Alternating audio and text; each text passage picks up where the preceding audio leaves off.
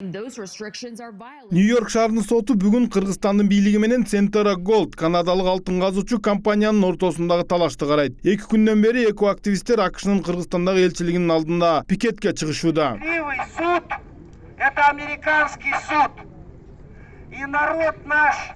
Эко активисттердин айтымында Centera Gold таштандыларды мөңгүлөргө төккөндүгү, Лысый жана Давыдов мөңгүлөрүн жок кылгандыгы, коркунучтуу заттарды ташып Барскондогу цианиттин төгүлгөндүгүнөн 19 адам көз жумуп, 66 адам майып болуп, 2000ден ашык жергиликтүү жашоочу жабыр тарткандыгы үчүн жооп бериши керек. Общественность, не только нашу местную общественность. Дүйнөлүк коомчулук Centera Gold биздин мөңгүлөрдү таштандыга айландырып салгандыгын билиш керек. Нью-Йорктун соту бардык фактыларды жана экологиялык жоготууларды эске алып, адилеттүү чечим кабыл алышы зарыл.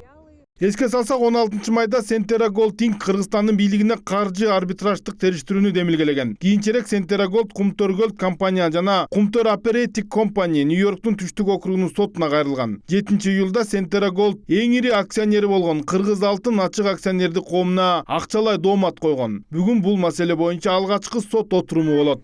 Каким образом